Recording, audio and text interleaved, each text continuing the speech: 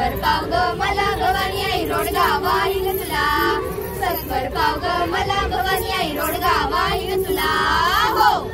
सासरा माझा गावी गेला, सासरा माझा गावी गेला, तिकडेच खपव त्याला, तिकडेच खपव त्याला, भवानी आई रोडगा वाहिल तुला, सत्वर पाव ग मला भवानी आई रोडगा वाहिल तुला, सत्वर पाव ग मला भवानी आई रोडगा वाहिल तुला।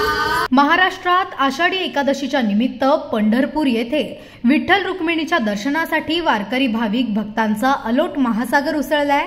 प्रति पंढरपूर म्हणून ओळख असलेल्या रायगड जिल्ह्यातील कर्जत येथील प्रसिद्ध विठ्ठलाच्या भव्य मूर्तीचे दर्शन घेण्यासाठी आषाढी एकादशीच्या निमित्त मोठ्या प्रमाणावर गर्दी झाली आहे। भजन भक्तिगीतांमुळे वातावरण प्रसन्न झाल्याचे पाहायला मिळत आहे।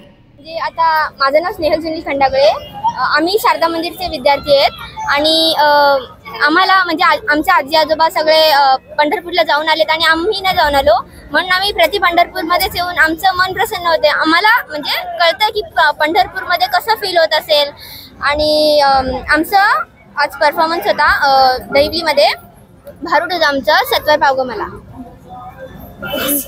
नमस्कार सर्व भाविक भक्तांना मी आषाढी एकादशीच्या शुभेच्छा देतो।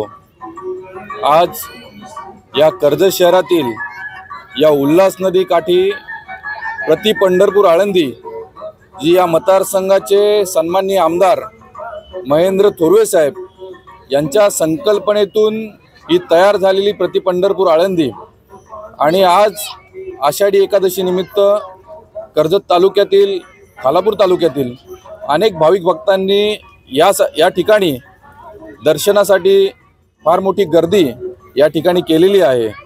खरंच एक आमच्या कर्जतचं एक नाव आणि कर्जतचं एक चांगलं प्रतीक म्हणून आमदार साहेबांनी या ठिकाणी ही प्रति पंढरपूर आळंदीची स्थापना केली आणि या महाराष्ट्राचे सन्माननीय उपमुख्यमंत्री एकनाथजी शिंदे साहेब यांच्या हस्ते या मूर्तीचं लोकार्पण सोहळा या ठिकाणी पार पडला होता आणि खरंच अतिशय एक कर्जतकर म्हणून अभिमान वाटतो की या कर्जत शहरामध्ये आमच्या अशा पद्धतीची वास्तू या आमदार साहेबांच्या माध्यमातून तयार झाली।